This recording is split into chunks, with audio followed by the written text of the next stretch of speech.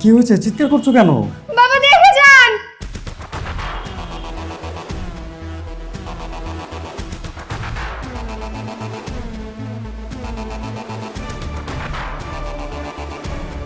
হয়েছেটা কি? তোমরা এমন করছো কেন? আল্লাহ, তুমি বেঁচে আছো? বাবারে, তুই বেঁচে আছিস? বেঁচে আছি মানে? এটা কোন ধরনের কথা? তুমি সত্যি বেঁচে আছো? আমরা ফুল দেখছি না তো? তোমরা এটা কোন ধরনের কথা বলতেছো আমি কিন্তু বুঝতেছি না। বাবারে, আমরা ভাবছিলাম তোকে সারা জীবনের জন্য হারিয়ে ফেলছি। ভাইয়া, আমরা তো ভেবেছিলাম তোমাকে আর কখনো দেখতেই পাবো না। আরে বাবারে, তোমরা কি বলছো? তোমাদের কথাটাই আমি ঠিকমতো বুঝতে পারছি না। আমি সুস্থ স্বাভাবিক মানুষ, সকালবেলা বের হয়ে গেলাম তোমাদের চোখের সামনে দিয়ে। এখন তোমরা আমাকে দেখে বলতেছো আমি বেঁচে আছি কিনা। এটা কেমন কথা? হ্যাঁ, প্র্যাঙ্ক করতেছো আমার সাথে? আমার ফ্লাইট মিস হয়ে গেছে এজন্য কি আমার সাথে মজা করতেছো তোমরা? তোমার না এখন ফ্লাইটে থাকার কথা? যানজট যানজট, প্রত্যেকটা জায়গায় যানজট। যানজট তো ঢাকা শহরে নতুন কিছু না, জ্যাম লেগেই থাকবে, আমি জানতাম। এজন্য আমি হাতে 2 ঘন্টা নিয়ে বের হয়েছিলাম। 2 ঘন্টা হাতে নিয়ে বের হওয়ার পরও আমি সময় মতো পৌঁছাতে পারলাম না। তার মানে যানজটের কারণে তুই সময় মতো ফ্লাইটে পৌঁছতে পারিস নাই? প্লেন কি আমার জন্য বসে থাকবে? 5-5টা ঘন্টা আমি জ্যামের মধ্যে পড়ে থাকলাম। প্লেন তো প্লেনের মতো চলে গেছে। এখন আমার এত ইম্পর্টেন্ট মিটিং, সেটা তো আর তারা বুঝবে না। ক্ষতি হলো আমার হলো। দেখে দেখে প্রত্যেকটা বার শুধু আমার কপালটাই খারাপ থাকে। আমার বন্ধু বান্ধব যাদের রেজাল্ট আমার চেয়ে অনেক খারাপ ছিল, তাদেরও ভালো ভালো জায়গায় জব হয়ে গেল, আমার জবটা হলো না। একটা বিজনেসের স্টার্ট আপ করলাম, সেটা বারবার ভেঙে যাচ্ছিল। তারপর নতুন এক বিজনেস, তারপর নতুন এক বিজনেস। এত কষ্ট করে বিজনেসটাকে এতদিনে বড় করলাম, মালদ্বীপের টাকাওয়ালা একজন ক্লায়েন্ট পেলাম। এই মিটিংটা যদি আমি অ্যাটেন্ড করতে পারতাম, কত টাকার প্রফিট আমার হতো সেটা একমাত্র আমি বুঝতেছি। সবসময় আমার কপালটাই খারাপ থাকে। আমার কপালে না ভালো কিছু নেই।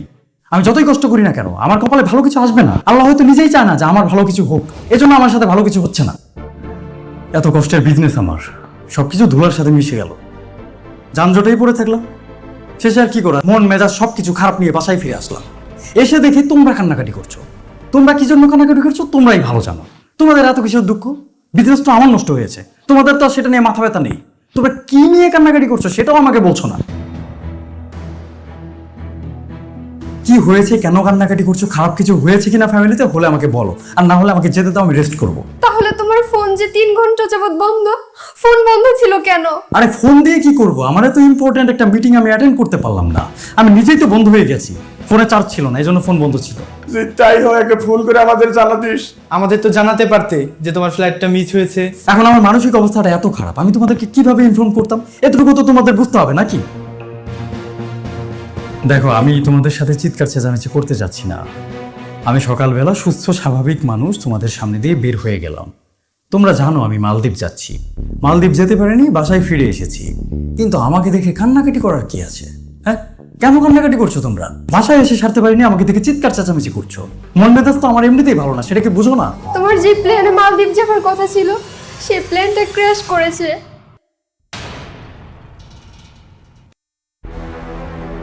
ক্র্যাশ করেছে মানে? তুমি কি সত্যিই কিছু জানো না, নাকি আমাদেরকে বোকা বানাচ্ছ? তুই কি সত্যি কিছু জানিস না? হ্যাঁ ভাইয়া, তোমার যে বিমানে যাওয়ার কথা ছিল সেই বিমানটা ক্র্যাশ করেছে। আমার যে ফ্লাইটে যাবার কথা ছিল সেই ফ্লাইটটা ক্র্যাশ করেছে। তোমরা কি আমার সাথে মজা করছো? বাবারে, আমি তো ভাবছিলাম তোর লাশটাও শেষবারের মতো আর দেখতে পারবো না। কাউসারা তোর জন্য পাগলের মতো কান্না করতেছিল। আমার মনে বিশ্বাস ছিল ভাইয়া, জাল্লা তোমাকে ঠিকই ফিরিয়ে আনবে। ভাইয়া, অনেক সময় আমি তোমার অনেক কথাই শুনি নাই, না বুঝে অনেক বেয়াদবি করে ফেলেছি। যখন শুনলাম তুমি আর বেঁচে নেই, তখন খুব ইচ্ছা হচ্ছিল তোমার কাছে ক্ষমা চাইতে, কিন্তু সেই সুযোগ কোনোদিন পাবো বলে মনে হচ্ছিল না। আল্লাহর কাছে লাখ লাখ শুক্রিয়া যে তুমি আমাদের মাঝে ফিরে আসছো। আচ্ছা, তোমরা এভাবে কথা বলছো কেন?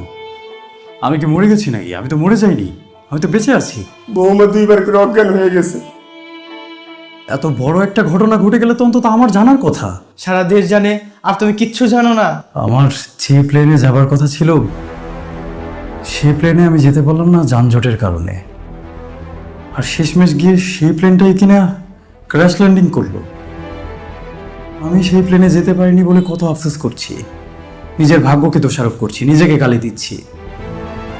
অথচ আমার তো আল্লাহর প্রতি কৃতজ্ঞ থাকা উচিত ছিল। আল্লাহ সবসময় যা করছেন আমার ভালোর জন্য যে করছেন সেটা আমি কেন বুঝতে পারলাম না? কত নির্বোধ আমি, কতটা অকৃতজ্ঞ। নিজের ভাগ্যকে গালি দিচ্ছিলাম, নিজের সৌভাগ্যকে নিজের দুর্ভাগ্য মনে করছিলাম। সত্যি আমার যে ফ্লাইটে যাওয়ার কথা ছিল সেই ফ্লাইটটাই ক্র্যাশ করেছে। আর এক্স্যাক্টলি সেই ফ্লাইটটাই যে ক্র্যাশ করেছে, তোমরা এবার সেটা জানলে কিভাবে? তুমি আমাদের কথা বিশ্বাস করছো না তো? টেলিভিশনে এখনো নিউজ চলছে।